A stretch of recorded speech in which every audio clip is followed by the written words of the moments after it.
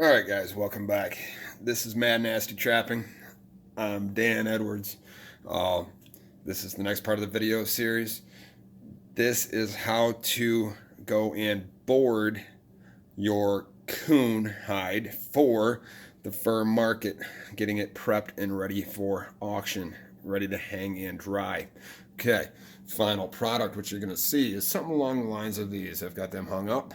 Then when they come off the boards, they will be something along more the lines of these. Okay, so now that we got an understanding of what the final product is to be, we're going to go over how to properly board your coon hide, your coon fur for market. So I'm going to get the supplies together we need, and I'm going to walk you through it step by step. Again, this is going to be kind of a long video. It can be done extremely quickly, but I'm going to do it slow, step by step, so that you guys get a very good understanding of how it is to be done. And this is how most people do it in getting it prepped and ready to hang. Okay, so we're going to get going here. Let me gather up my supplies real quick and we'll get rocking.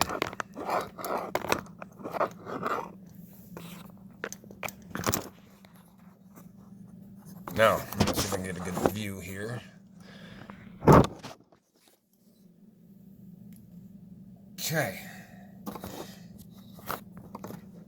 Nothing major here, just getting the table prepped and ready.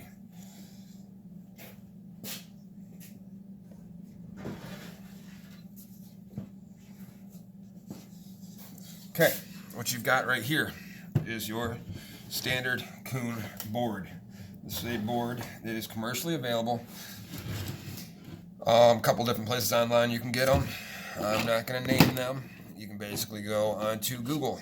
You can go and look on Google, look up trapping supplies and fur handling supplies, and you can find proper boards. Now you need to go and take a look at the auction houses you plan on bringing them to. Different auction houses have different requirements on what they would like to see. They're pretty basically similar to each other, but some of them have different lengths that they're going to grade on, and obviously different widths of board. Now you don't want to get a board that is too narrow to get extra length, because they do measure both ways. Most importantly, they measure out your width across, and then they measure your length, and they knock you down in grade on your size if you have too narrow a board and pull it too long. So going widthwise, that's your most important that you have to pay attention to make sure that it is up to the spec that the individual auction house you'd like to bring it to goes off of. Okay, now I'll be sending these off to the NAFA Fur Auction, North America Fur Association Auction. Okay, I will be sending these to them, so this board is to NAFA spec. Now I got the board up.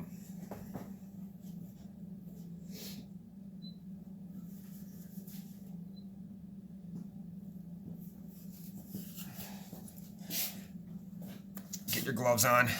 It's still greasy. Raccoons still carry diseases. Not all of them, but some of them. You don't want that nasty stuff. You want to do this for many, many years. You want to make sure that you are protected. Okay? So we got that ready to go. We got our coon hide here that I just fleshed down in my prior video. It is fat-free and is ready to be boarded. Okay?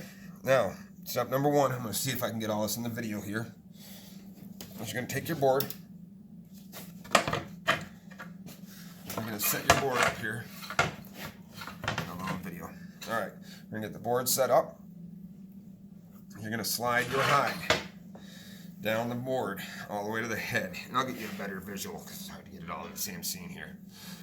But you're going to take your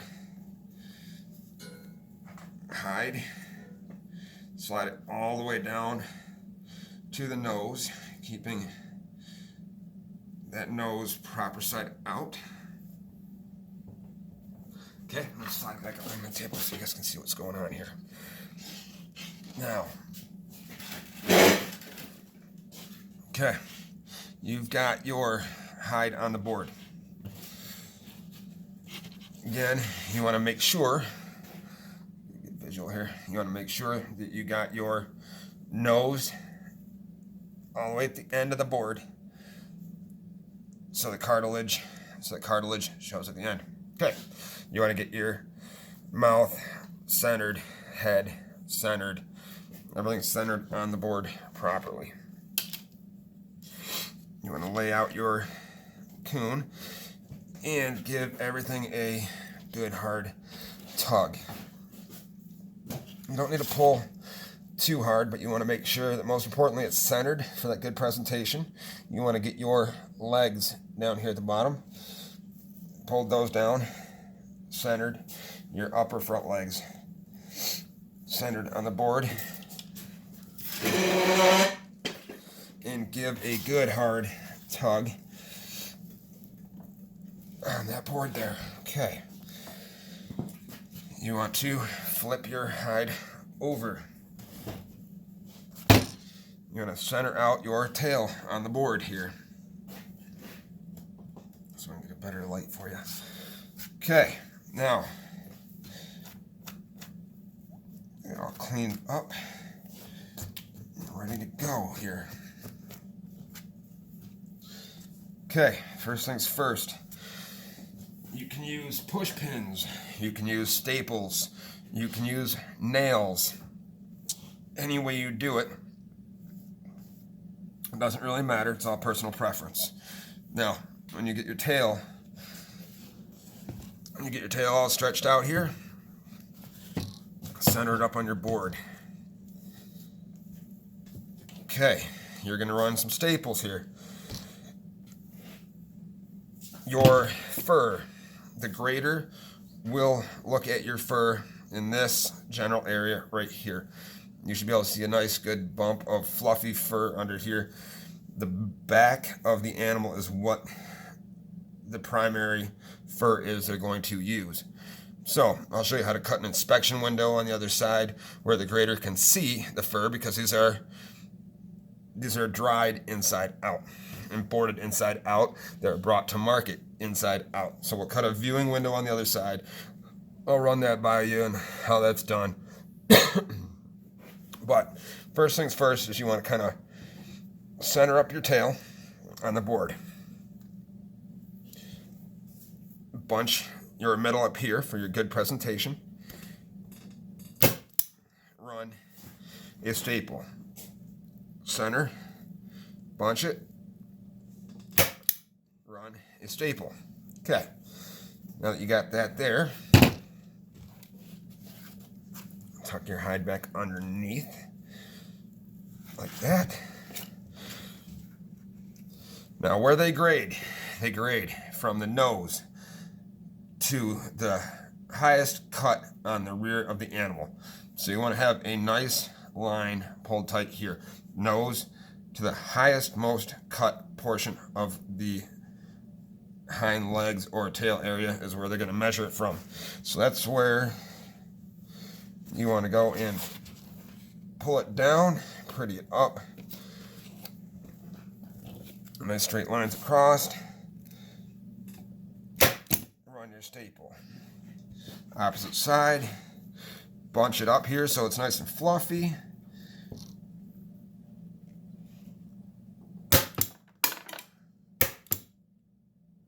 Run your staple.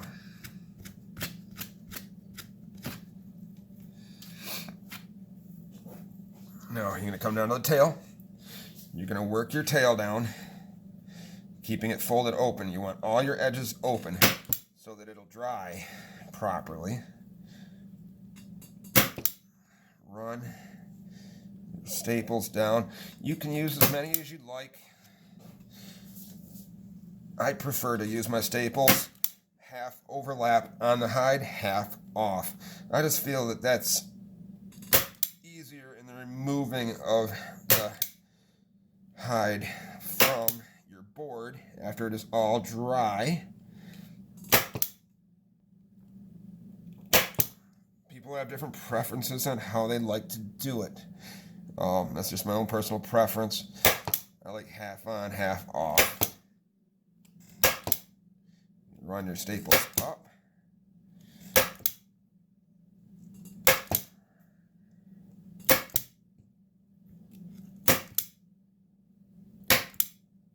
the way up. Okay, that's a nice hide, nice and fluffy, nicely stapled out. Another one there, edge, on the edge. Okay, now this side is all done. Nice spread open. Everything is going to dry nice and even.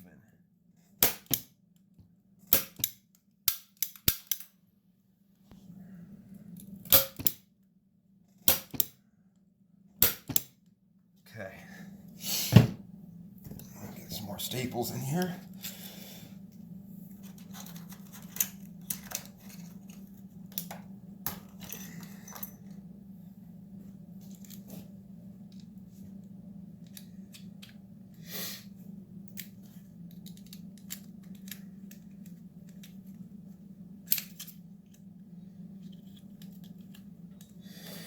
Okay, more staples. All right, now we're going to flip to the opposite side.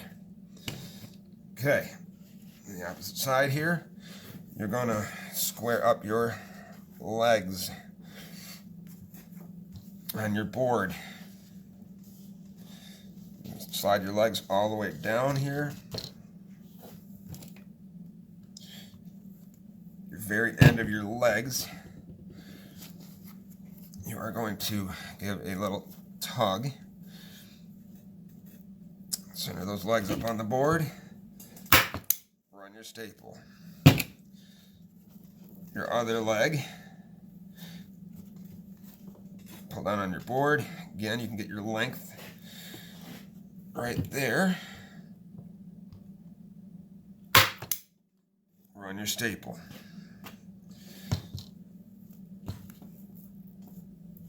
Get your sides, staple there,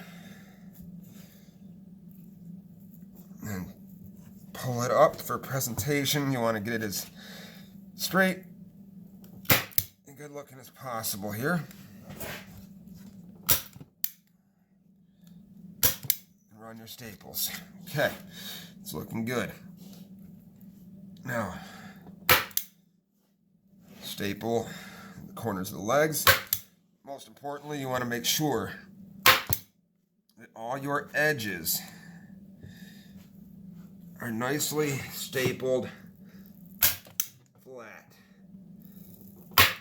You don't want any edges that are rolled over. Any rolled over edges during the drying process will not dry properly. You want to get all that staple work done. Take your time, do it right. I know the market is down right now from what I'm told, and from the 2016 auction, it's down. But we want to take care of our hides and make as much money as we can on them. That's what we're in the game for. We're in the game for the enjoyment. We're in the game for the hobby. But when it comes to the end of the season, it's nice to get that paycheck as high as possible. Okay. So now we got legs stapled, nice, clean. Now we're going to go and cut what they call the viewing window. Okay. The viewing window is where the grader at the auction house is going to go and look at the fur on the back of the hide. Okay, that fur on the back of the hide is visible only when that viewing window is cut. Now, there's a nice little portion, creases here, that you can see where that viewing window can easily be cut. You don't need to go very far up.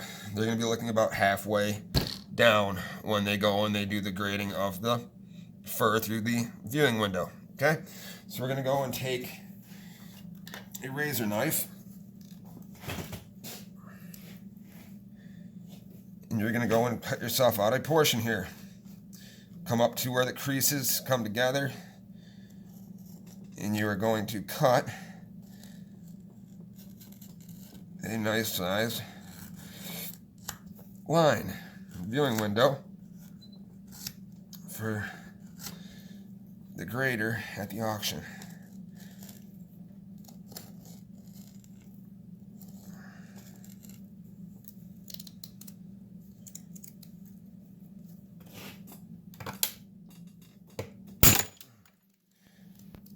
it off, get a nice new sharp blade here. Sharp blades always cut better. Yes, it does. And again, this is where you want to take the time to trim your fur properly.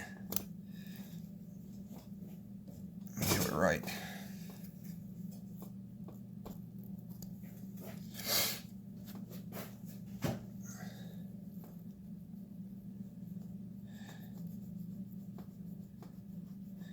Got yourself that nice viewing window.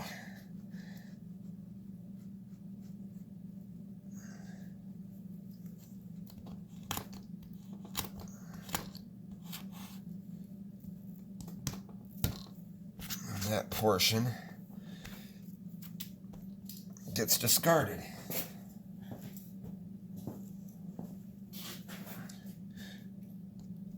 Trim up your edges.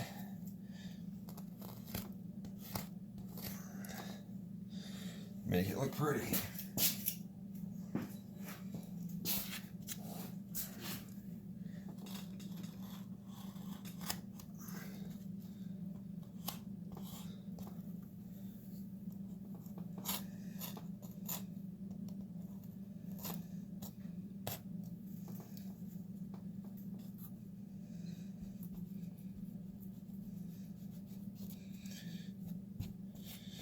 Okay, now you got your nice viewing window that your grader at the auction house can see your quality of fur.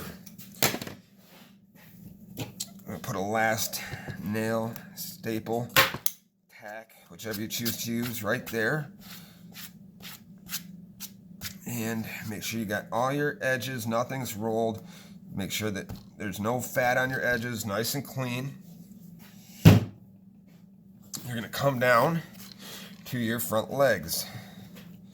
Your front legs, you don't want to leave them long.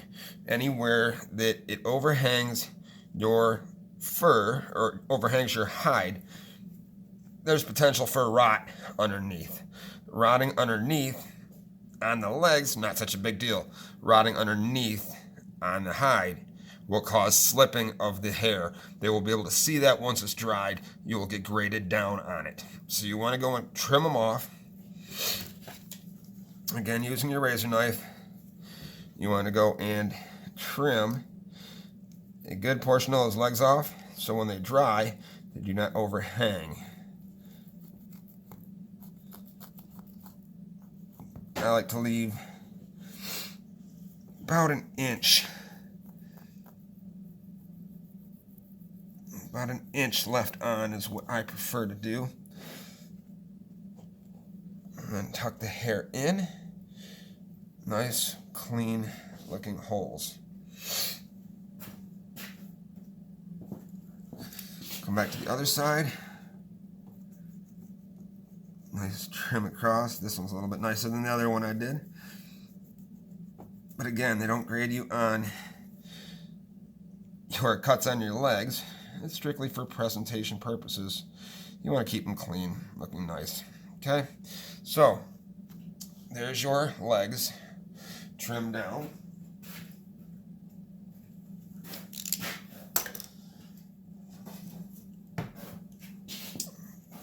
The last step you have before hanging is your, let me just do a final scrape here. I've got a fleshing knife that I picked up. Last step on my boarding here is I come back through, just run a good scrape. I don't know if you guys can see that there's a little bit of fat left on there. If you're gonna do it now. Clean it up and just get the last little bit off there. This looks pretty good. Some coons are fattier than others. Give it a good, gentle scraping.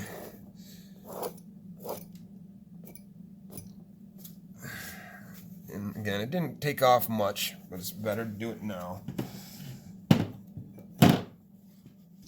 Flip back over to the belly side here. And then they have what they call a belly board. The belly board is strictly there to give a little bit of distance between the board and the hide. When the hide is dry, it shrinks. When it shrinks, if you do not have a belly board in there, it will be extremely hard to pull it off of the board. So this eases the process of pulling it off the board. So you take your belly board, slide it up the middle of the hide, all the way down to the tip of the nose. Center it up on the board there. And there you have it. You've got your nice, clean viewing window on the board, stapled out, stretched, ready to hang and dry. Okay? That is your boarding process.